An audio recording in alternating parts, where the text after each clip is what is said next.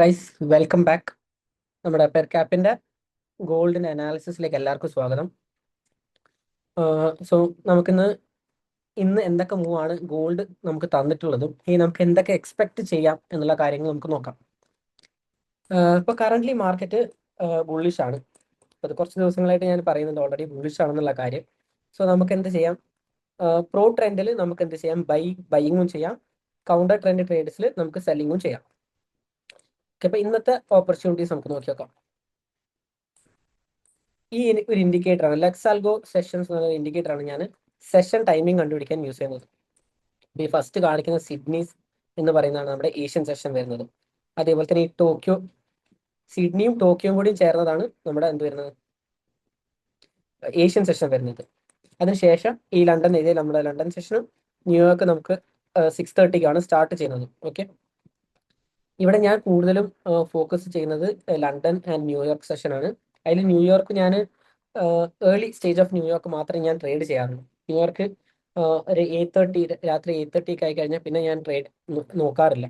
Okay, അപ്പം around 12:30 12:30 to എന്താണ് 6:30 അല്ലെങ്കിൽ 7:30 വരെ ഞാൻ നോക്കും. അപ്പം ഗോൾഡിൽ ഏറ്റവും കൂടുതൽ മൂവ്മെന്റ്സ് കാണുന്നത് കണ്ടില്ലേ നിങ്ങൾ? ലണ്ടൻ സെഷനിൽ നല്ല മൂവ്മെന്റ് ആണ്. അതേപോലെ തന്നെ ന്യൂയോർക്കിലും പല കാരണങ്ങൾ അതായത് ന്യൂസും അങ്ങനത്തെ പല കാരണങ്ങൾ കൊണ്ട് ന്യൂയോർക്കിലും നല്ല മൂവ്മെന്റ് ഉണ്ടാവാൻ സാധ്യതയുണ്ട്. ഗോൾഡിന്റെ ഒരു ഗുണം എന്ന് വെച്ചാൽ ഒട്ടുമിക്ക ഇപ്പൊ ഏഷ്യൻ സെഷൻ ആയാലും ലണ്ടൻ സെഷൻ ആയാലും ന്യൂയോർക്ക് ആയാലും ബാക്കി കറൻസിനെ പോലെയല്ല.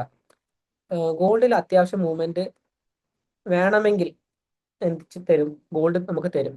നമുക്ക് ഏത് സെഷനിൽ ട്രേഡ് ചെയ്താലും കുഴപ്പമില്ലാത്തൊരു പെയറാണ് ഗോൾഡ്. ഇപ്പൊ നിങ്ങൾ യൂറോ ഇതൊക്കെ എടുക്കുകയാണെങ്കിൽ അതിനൊരു പെർട്ടിക്കുലർ ലണ്ടൻ സെഷനോ അല്ലെങ്കിൽ ന്യൂയോർക്ക് സെഷനിലേക്ക് ആയിരിക്കും കൂടുതൽ മൂവ്മെന്റ് കാണാൻ പറ്റുന്നത്. ഇപ്പൊ ഗോൾഡിലാണെങ്കിൽ നമുക്ക് അങ്ങനെ പ്രത്യേകിച്ച് ടൈമിംഗ് ഒന്നും വെക്കേണ്ട ആവശ്യമില്ല. നമ്മുടെ സ്ട്രാറ്റജി എപ്പോഴൊക്കെയാണോ വർക്ക് ചെയ്യുന്നത് അപ്പൊക്കെ നമുക്ക് എന്ത് ചെയ്യാം? നമുക്ക് ഗോൾഡിൽ ട്രേഡ് ചെയ്യാം. ഞാൻ എപ്പോഴും എല്ലാവരോടും റെക്കമെൻഡ് ചെയ്യുന്നത് ഒരു ടൈമിംഗ് നിങ്ങൾ എപ്പോഴും ചൂസ് ചെയ്യാം. ഒരു 24 മണിക്കൂറും ചാർട്ടിന് മുന്നിൽ ഇരിക്കുന്നതാണ് ഒരു ബിഗിനർ ട്രേഡർ എപ്പോഴും ചെയ്യുന്ന ഒരു മിസ്റ്റേക്ക്. 24 മണിക്കൂർ ട്രേഡിന് മുന്നിലായിരിക്കും, ചാർട്ടിന് മുന്നിലായിരിക്കും. നിങ്ങൾ പുറത്തു പോകുമ്പോഴും എന്താണ് ചാർട്ടിന് മുന്നിലാണ് എപ്പോഴും ഉണ്ടാവുക. സോ ആ ഒരു ഹാബിറ്റ് എപ്പോഴും നിർത്തുന്നത് നമ്മുടെ സൈക്കോളജിക്കും നമ്മുടെ റിസ്ക് മാനേജ്മെന്റിനും അത് വളരെ ഹെൽപ്പ് ചെയ്യും. നമ്മുടെ സൈക്കോളജി പോയാൽ എന്ത് പറ്റും? നമ്മുടെ റിസ്ക് മാനേജ്മെന്റും കുളം. അപ്പം നിങ്ങൾ ഫുൾ ടൈം ഞാൻ എടുക്കുന്നത് ഞാൻ പറഞ്ഞുതരാം. ഞാൻ 12:30 മുതൽ 6:30 വരെയാണ് ട്രേഡ് ചെയ്യുന്നത്. അപ്പോൾ നിങ്ങൾ അങ്ങനെ ഒരു ടൈമിംഗ് ഫിക്സ് ചെയ്തിട്ട് ട്രേഡ് എടുക്കുന്നതാണ് എപ്പോഴും സേഫ്. ഓൾറൈറ്റ്, അപ്പോൾ നമുക്ക് നമ്മുടെ അനാലിസിസിലേക്ക് കടക്കാം. ഇവിടെ നോക്കുകയാണെങ്കിൽ നമുക്ക് എന്ത് കിട്ടിയിട്ടുണ്ട്? ഇത് 15-minute ടൈം ഫ്രെയിം ആണ്. ഏഷ്യൻ സെഷൻ കഴിഞ്ഞ ഉടനെ നമുക്ക് എന്ത് കിട്ടിയിട്ടുണ്ട്? ഒരു സ്ട്രക്ചർ ബ്രേക്ക് കിട്ടിയിട്ടുണ്ട്. ഓക്കെ, ഈ സ്ട്രക്ചർ ബ്രേക്ക് കിട്ടിക്കഴിഞ്ഞാൽ നമുക്ക് എന്തൊക്കെ എക്സ്പെക്ട് ചെയ്യാം? ഞാൻ മുന്നേ പറഞ്ഞ പോലെ കാര്യം തന്നെയാണ്. സ്ട്രക്ചർ ബ്രേക്ക് കഴിഞ്ഞാൽ ഒരു സ്ട്രക്ചർ ബ്രേക്ക് കിട്ടിക്കഴിഞ്ഞാൽ നമുക്ക് എന്തൊക്കെ എക്സ്പെക്ട് ചെയ്യാം? ഒരു കൗണ്ടർ മൂവ്മെന്റ് നമുക്ക് എക്സ്പെക്ട് ചെയ്യാം. ഓക്കെ, കൗണ്ടർ മൂവ്മെന്റ് എങ്ങനെയായിരിക്കും? ഇപ്പൊ നമ്മളെ പ്രോ ട്രെൻഡ് എന്ന് പറയുന്നത് ബുള്ളിഷ് ആണ്. അപ്പൊ ബെയറിഷ് നമുക്ക് എന്താ എൻട്രി വേണമെങ്കിൽ കിട്ടിയാൽ നമുക്ക് എടുക്കാം. ഓക്കെ, അതേപോലെ തന്നെ ഇത് തിരിച്ചു വന്ന് നമ്മളുടെ ഏതെങ്കിലും ഒരു സപ്പോർട്ട് അല്ലെങ്കിൽ റെസിസ്റ്റൻസ് ഏരിയയിൽ വന്നു കഴിഞ്ഞാൽ നമുക്ക് ബൈ നോക്കാം. അപ്പൊ നമുക്ക് ഇന്ന് എന്തെങ്കിലും ഓപ്പർച്യൂണിറ്റി ഉണ്ടായിരുന്നു നോക്കാം. നമുക്കിവിടെ ബ്രേക്ക് ഓഫ് സ്ട്രക്ചർ ക്ലിയർ ആയിട്ട് കിട്ടിയിട്ടുണ്ട്. ലണ്ടൻ സെഷൻ വന്നതിന് ശേഷം എന്ത് സംഭവിച്ചു? ഏകദേശം 2:30 ആയതിനു ശേഷം നമുക്ക് എന്ത് കിട്ടി? കൗണ്ടർ ട്രെൻഡ് മൂവ്മെന്റ് കിട്ടിയിട്ടുണ്ട്. ഞാൻ ട്രേഡ് ചെയ്യുന്ന രീതി എന്ന് വെച്ചാൽ ഇപ്പം ഒരു സ്ട്രക്ചറിന്റെ ഉള്ളിൽ തന്നെ നമുക്ക് പല സപ്പോർട്ടും റെസിസ്റ്റൻസും ഉണ്ടാകും. ഓക്കെ, അപ്പൊ ഏതെങ്കിലും ഒരു സപ്പോർട്ട് ആൻഡ് റെസിസ്റ്റൻസിൽ നിന്ന് നമുക്ക് എന്തെങ്കിലും ഒരു റിയാക്ഷൻ കിട്ടിക്കഴിഞ്ഞാൽ, എന്തെങ്കിലും അല്ല, പെർട്ടിക്കുലർ ഒരു സെറ്റ് ഓഫ് റൂൾസ് ഉണ്ട് എനിക്ക്. ആ റൂൾസിൽ വരുന്ന റിയാക്ഷൻ നമുക്ക് കിട്ടിക്കഴിഞ്ഞാൽ നമുക്ക് എന്ത് ചെയ്യാം? എൻട്രി പോകാം. ഓക്കെ, അപ്പൊ നമുക്ക് ഇവിടെ ഒന്ന് നോക്കാം. ഇവിടെ ഏതെങ്കിലും എൻട്രി കിട്ടിയിട്ടുണ്ടോ? നമുക്ക് ഇവിടെ എന്താ ചെയ്യാം? നമ്മുടെ റെസിസ്റ്റൻസ് ഏരിയകൾ മാർക്ക് ചെയ്തിടാം. ഓക്കെ, അതേപോലെ തന്നെ ബൈന് നമ്മൾ എന്താ ചെയ്യേണ്ടത്?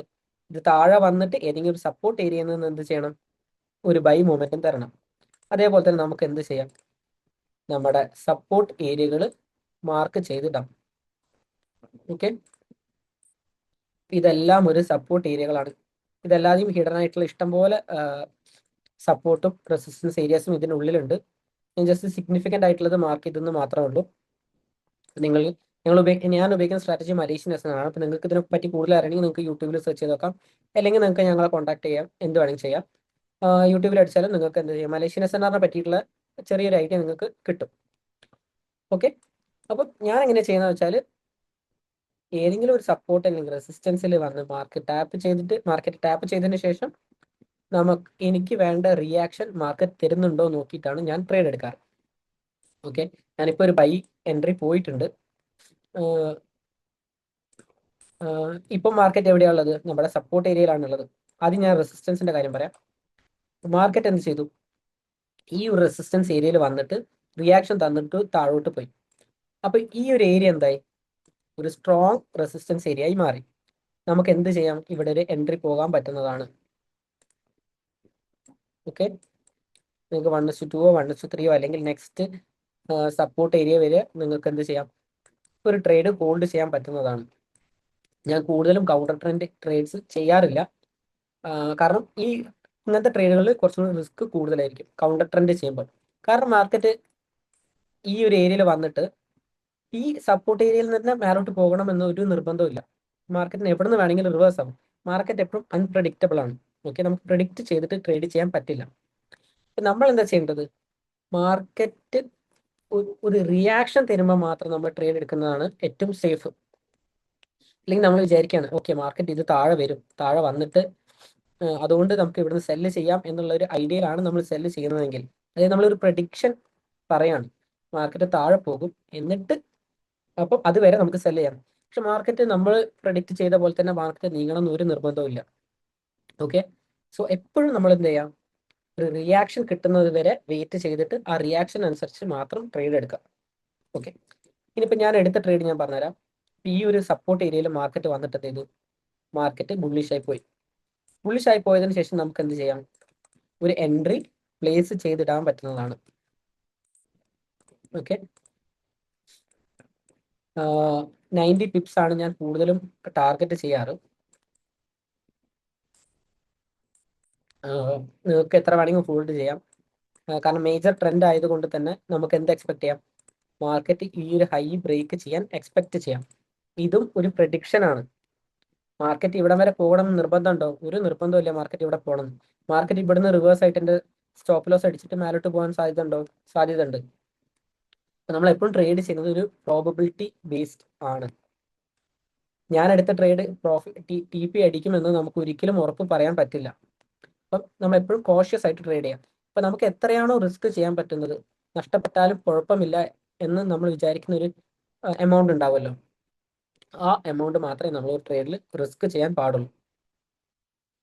കറന്റ് ഇതാണ് മാർക്കറ്റിന്റെ കണ്ടീഷൻ ഉള്ളത്. ഞാൻ എക്സ്പെക്ട് ചെയ്യുന്നത് മാർക്കറ്റ് ഇത് മേലോട്ട് പോകും എന്നുള്ളത് തന്നെയാണ്.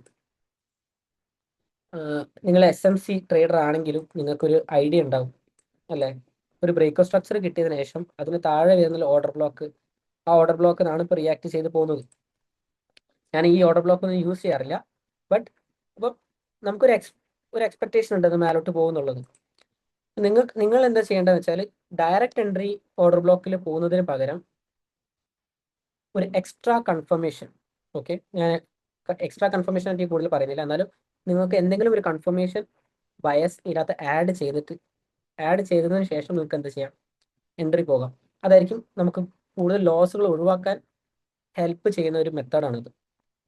ഓക്കെ, അപ്പോൾ ഇതാണ് ഇന്നത്തെ എൻ്റെ ട്രേഡ് അനാലിസിസ്. നിങ്ങൾക്ക് കൂടുതൽ അറിയണമെങ്കിൽ നിങ്ങൾക്ക് എന്തെങ്കിലും കമൻറ്റ് ചെയ്യാം, നമ്മൾ റിപ്ലൈ തരുന്നതായിരിക്കും. ഇനി ഇതിനെ പറ്റിയിട്ട് കൂടുതൽ പഠിക്കണമെങ്കിൽ നിങ്ങൾക്ക് ഞങ്ങളെ കോൺടാക്റ്റും ചെയ്യുന്നതാണ്. നമ്മൾ ഡിസ്ക്രിപ്ഷനിൽ നമ്മൾ കോൺടാക്ട് ഡീറ്റെയിൽസ് എല്ലാം കൊടുക്കുന്നതായിരിക്കും. അതേപോലെ തന്നെ ഇനി കൂടുതൽ വീഡിയോസിനായിട്ട് നിങ്ങൾ ഫോളോ ചെയ്യാം. അപ്പോൾ നമുക്ക് നെക്സ്റ്റ് വീഡിയോ നാളെ കാണാം.